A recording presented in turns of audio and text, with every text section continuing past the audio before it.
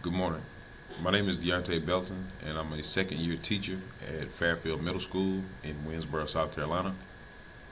Today I will be talking to you about differentiation and engagement in education and how I can apply differentiation and engagement in my own classroom.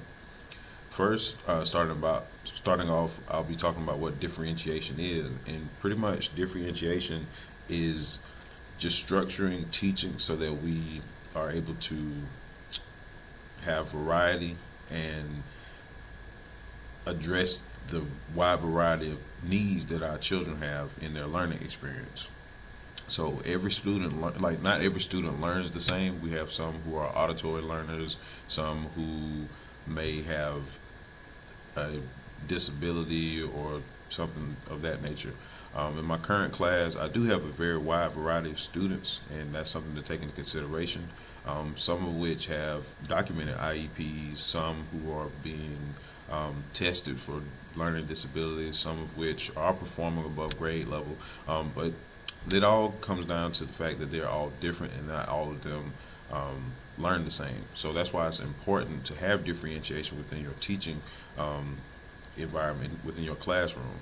Make sure that your lessons address that wide variety of capability.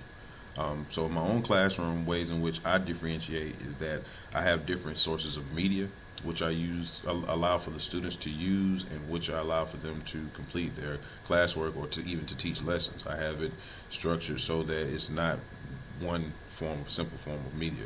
For example, as I said, some students are auditory learners, so them hearing it said helps with them a whole lot. But I have others who like to get a little bit of practice in on their own. For example, we do popcorn reading class, but sometimes we do have SSR, and I even, which is sustained silent reading, where they can read on their own.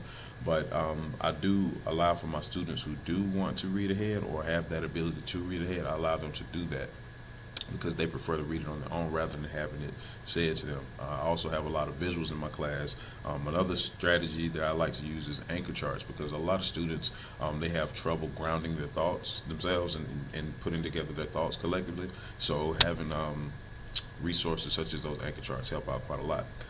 But moving on to engagement. Engagement is pretty much how attentive students are and how actively engaged they are within their lessons. Ways in which I would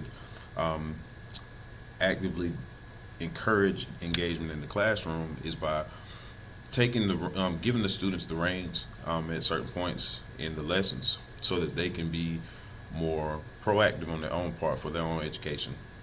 That way they can see how they actively are responsible for their classwork, their lessons, and in a behavioral sort of sense. That's also a part of engagement. And so something that I do is allow the students to understand that they have a part in managing their own classroom and school behavior, behavior in and outside of the classroom, and their social interaction. So when I do, and that goes back to the social emotional learning that we've been incorporating into the curriculum, which has become more common. Students understand that they have a part to play in that as well, in the overall environment that the school has.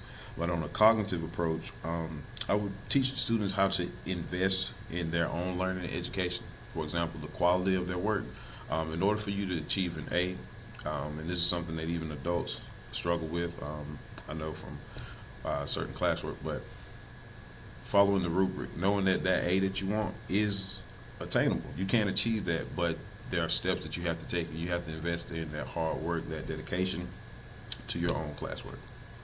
But again, I'm Deontay Belton, and that was my overview of differentiation and engagement within the classroom and some of the strategies that I will use to ensure that this is carried out. Thank you for your time.